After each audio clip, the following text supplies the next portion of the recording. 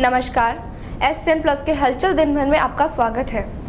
मैं हूं गौरवी वैष्णव। सबसे पहले खास हलचल पर एक नजर। सिद्धपीठ सालासर बालाजी धाम में सर्वधर्म के लिए 12 से 20 जनवरी तक 1008 कुंडिया हनुमान यज्ञ होगा। इसमें भारत के अलावा विदेशों तक के 1008 जोड़े आहुति देकर महायज्ञ के साक्षी बनेंगे। आयोजन से जुड़े रविशंकर पुजारी का दावा है कि ऐसा आयोजन दुनिया भर में पहली बार हो रहा है। हनुमान जी के लिए 1.25 करोड़ की आहुति एक यज्ञ में दी जाएगी। पीओके को वापस भारत में शामिल करवाना भी इस आयोजन का उद्देश्य है। आयोजन को लेकर रामभद्राचार्य महाराज ने कहा कि अखंड भारत बनाने के उद्देश्य से पीओके को वापस भारत में शामिल करने के लिए उन्होंने मुहिम छेड़ी है। इसी कड़ी में यह खास आयोजन रखा गया है। विश्व में इस तरह का पहला आयोजन है। जय श्री राम और जय सिया राम विवाद पर उन्होंने कहा कि ऐसा विवाद पैदा करने वाले नेता मूर्ख है। जय श्री राम और जय सिया राम दोनों एक ही है, लेकिन जय श्री राम में ज्यादा ओज है। श्री का अर्थ भी सीता होता है। गुरुवार की सुबह सालासर बालाजी मंदिर से विशाल कलश यात्रा निकलेगी, जो कथा स्थल पर पहुंचेगी। रोज 8:30 से 12 यज्ञ होगा। वहीं 2 से 5:30 बजे तक राम कथा होगी।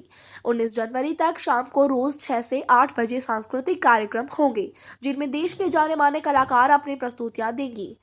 20 जनवरी तक पुजारी परिवार की ओर से विशेष भजन संध्या होगी। बुधवार को बीकानेर रेंज के आईजी ओम प्रकाश ने तैयारियों का जायजा लिया। सालासर बालाजी के दर्शन कर आईजी गौशाला पहुंचे, जहां उन्होंने यज्ञशाला, कथास्थल, पार्किंग सहित सभी जगहों का दौरा कर तैयारियों का जायजा लिया। जिला कलेक्टर सिद्धार्थ सिहाग और चूरू एसपी दिंगन आनंद भी उनके साथ रहे। कार्यक्रम से जुड़े रविशंकर पुजारी, सत्यप्रकाश पुजारी, यशोदानंदन पुजारी, सुजानगढ़ एएसपी जगदीश बोहरा, एडीएम भागीरथ शाक, एसडीएम मूलचंद लोनिया, डीएसपी रामप्रताप विश्नोई, तहसीलदार गोविंद राम बगड़िया ने उन्हें जानकारी दी। आईजी संत रामभद्राचार्य महाराज से भी मिले।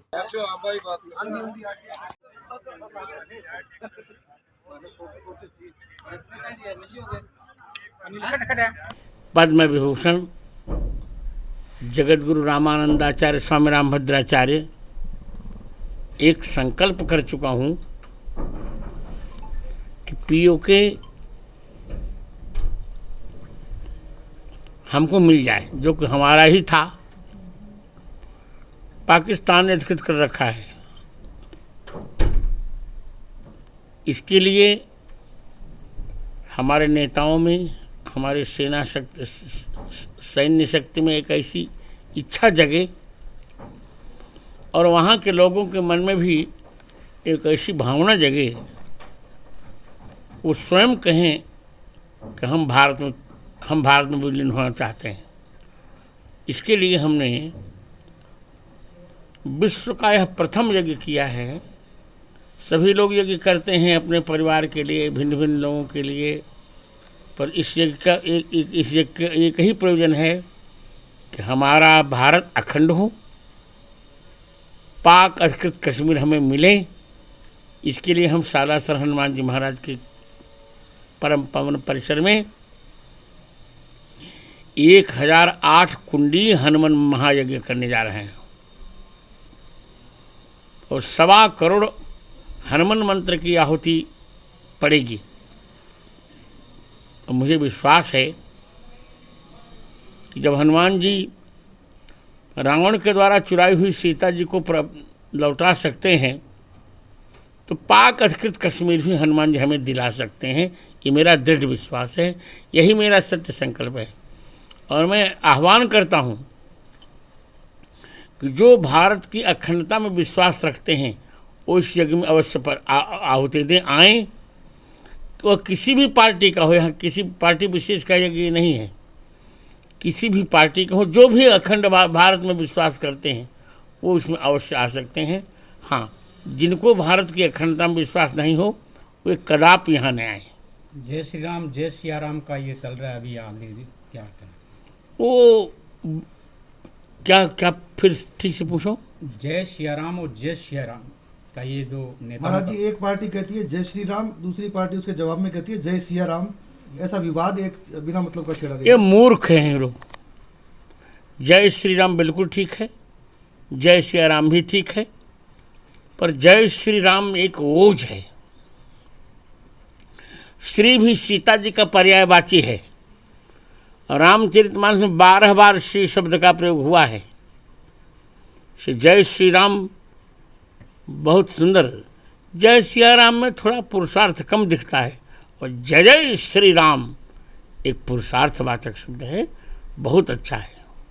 आप सब जानते हैं कि देश की अखंडता के उद्देश्य से पूज्य जगत गुरु रामानंदाचार्य सद्गुरुदेव भगवान के द्वारा श्री सालासर बालाजी के सानिध्य में पूरे विश्व में पहला प्रयोग 1008 कुंडी श्री हनुमत महायज्ञ का आयोजन हो रहा है, जिसमें देश भर से उनके अनुयायी, देश भर से वैदिक ब्राह्मण और उसके साथ यहाँ का संपूर्ण पुजारी परिवार और सालासर ग्रामवासी संपूर्ण शेखावाटी क्षेत्र बड़े उत्साह के साथ लगा है।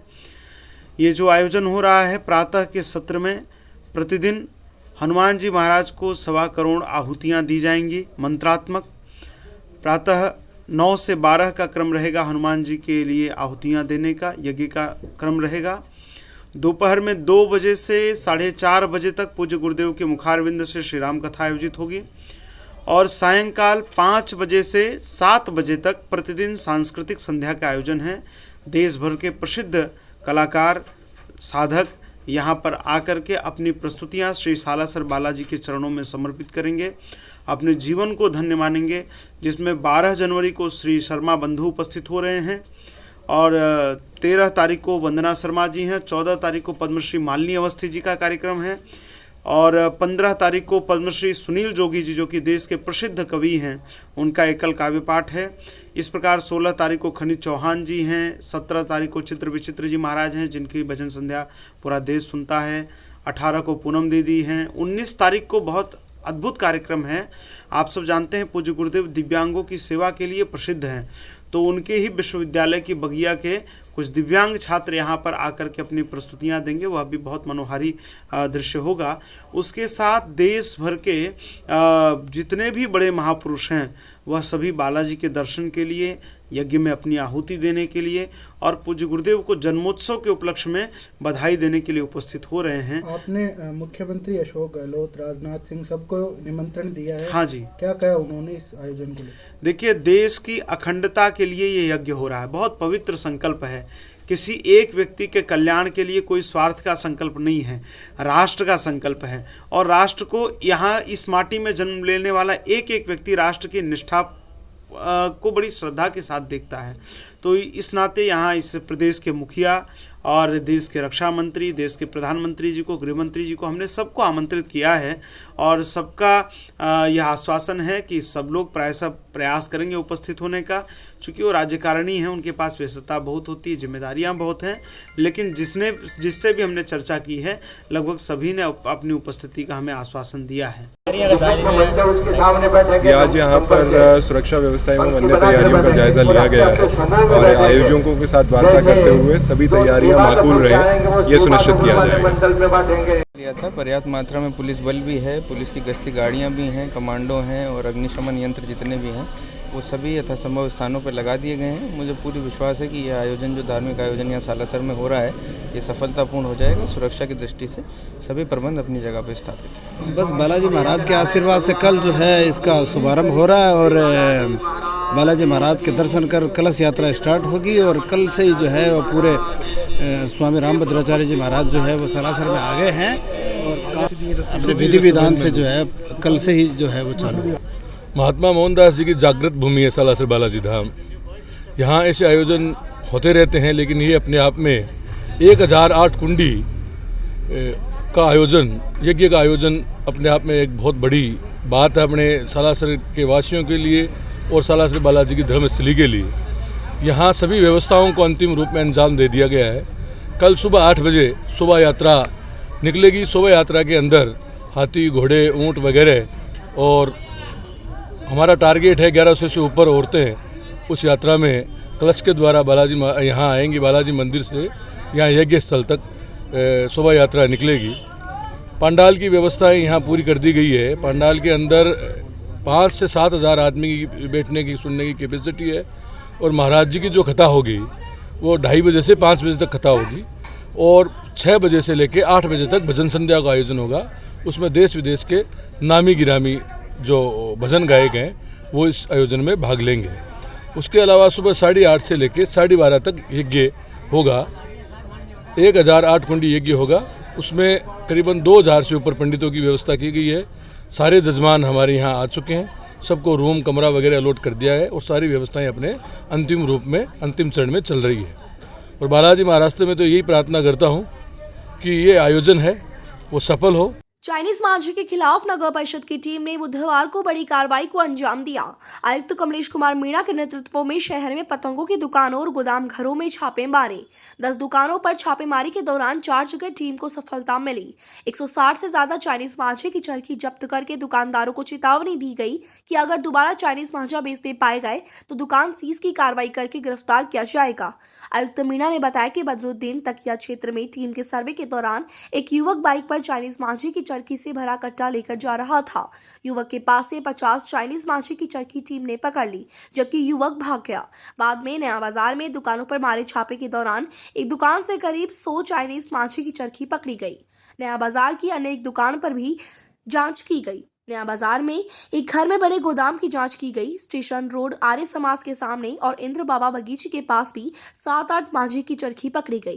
टीम में एसआई मोनालाल मीणा, ओम प्रकाश स्वामी, जमादार नथमल, पुखराज, नौरतन, शिव भगवान व संदीप आदि शामिल थे।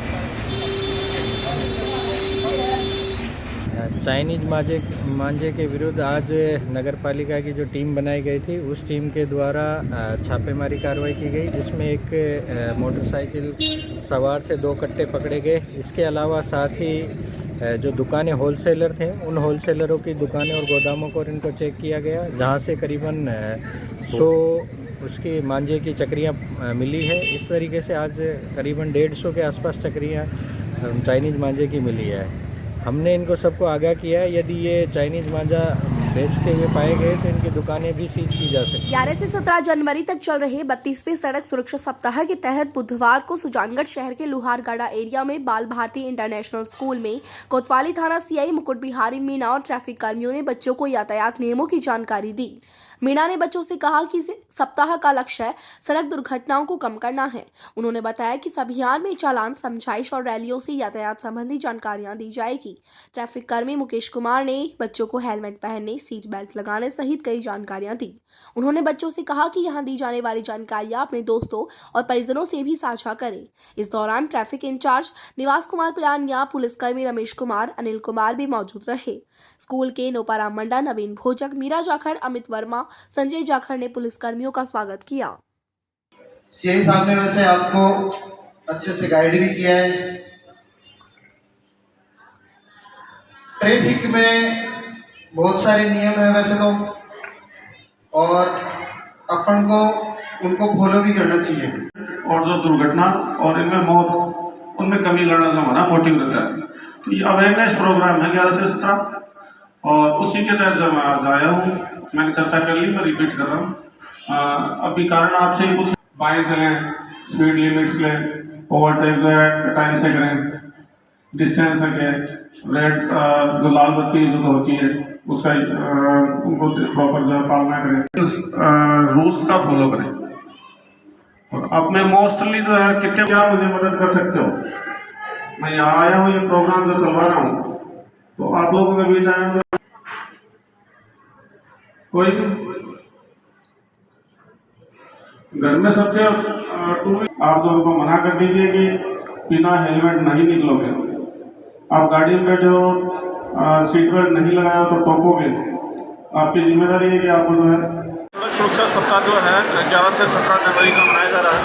इसी के क्रम में जो है आज बाल भारती इंटरनेशनल स्कूल में जो है बच्चों को अवेयर करने के इस प्रोग्राम के तहत हम जो यहाँ उपस्थित आए।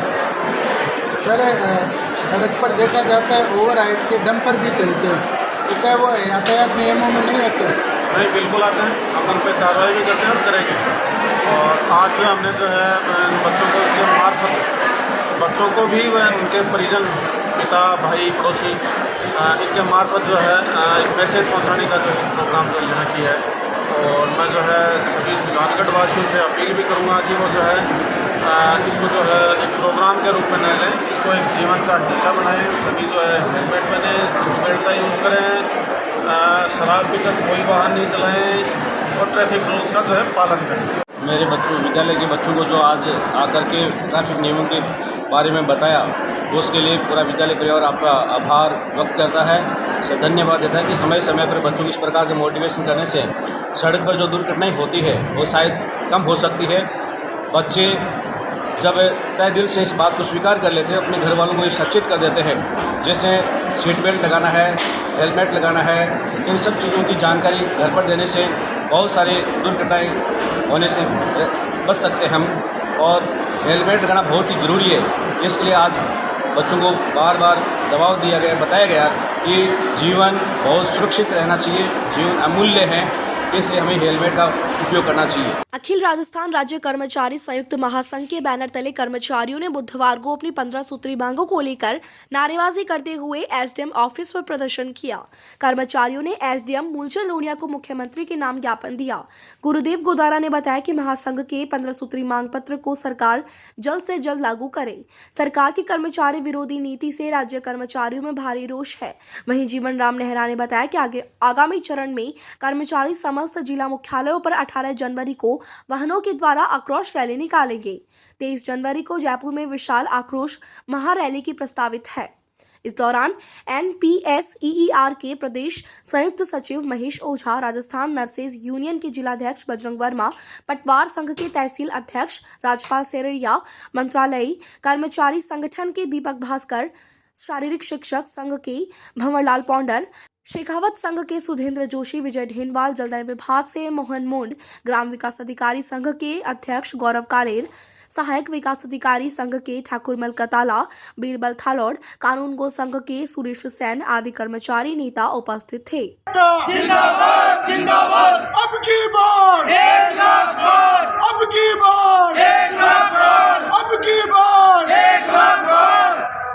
कर्मचारी एकता जिंदाबाद जिंदाबाद, कर्मचारी एकता जिंदाबाद।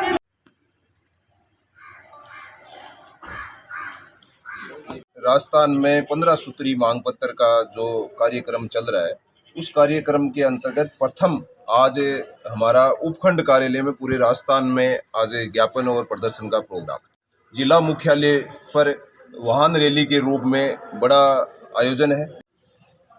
जयपुर के लिए सभी जिलों से हमारे साथी हैं, महासंघ के सभी संगठनों के साथी कूच करें। सांवरलाल सुशीला देवी सुथार राजकीय महाविद्यालय बिदासर के छात्र संघ अध्यक्ष विकास ढेनवाल के जन्मदिन पर उनके समस्त मित्र मंडली ने प्रयास सेवा संस्थान सुजानगढ़ में जन्मदिन मनाया, जिसमें दिव्यांग मंदबुद्धि विद्यार्थियों को खेल सामग्री और सभी विद्यार्थियों को जूते जुराब वितरण किए गए। वहीं स्टाफ को शॉल वितरित किए गए।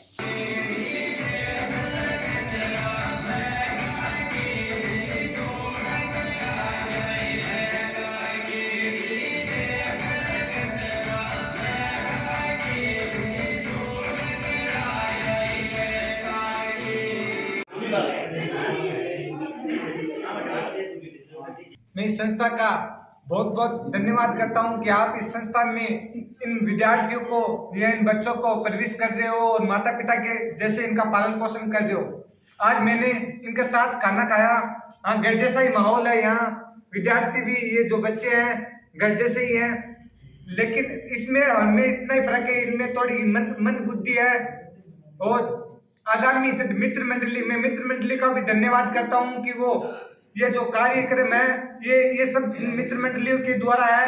और आगामी जब मित्र मंडली में किसी का भी जन्मदिन होगा तो हम यहाँ आकर मनाएंगे। धन्यवाद।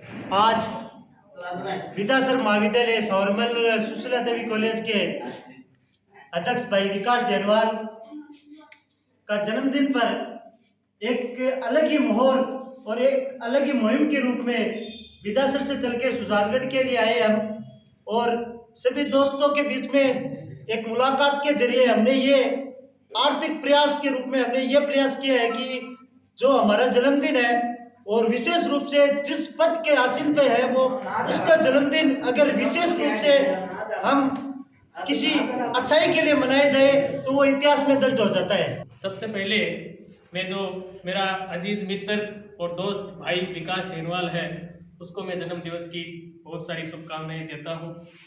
और जब आज हम इस जन्म दिवस पर इस मौके पर यहाँ पर आए तो मुझे वाकई में लगा कि जो चीज़ हमको मिल गई है उसका हम कभी भी शुक्रिया अदा नहीं करते हैं, क्योंकि आज अपन बात करते हैं अपनों की, किनकी?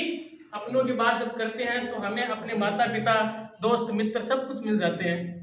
तो यहाँ पर जो मैंने देखा तो ये लगा कि इनका कौन अपना है, इनका कौन अपना है, हम इनके क्या हैं? अपने हैं। क्या हम ही इनके अपने हैं? अपनेपन का जब हम इनके साथ भाव रखेंगे तो हमें भी खुशी मिलेगी और इनको भी खुशी मिलेगी। हमने ये प्रण लिया कि जन्मदिन पर बहुत सारे खूब पैसे उड़ाते हैं, लेकिन कुछ पैसा हमारे निजी स्वार्थ के लिए, हमारे निजी इंजॉय के लिए नहीं, किसी और के लिए काम आए। उस तरह से हम हमारी सारी मित्र मंडली ने सोच के ये निर्णय लिया कि जो बच्चे अपाहिज है, मंदबुद्धि है, उनके लिए हम जितना हमारी आर्थिक स्थिति से जितना सहयोग कर सके उतना करें।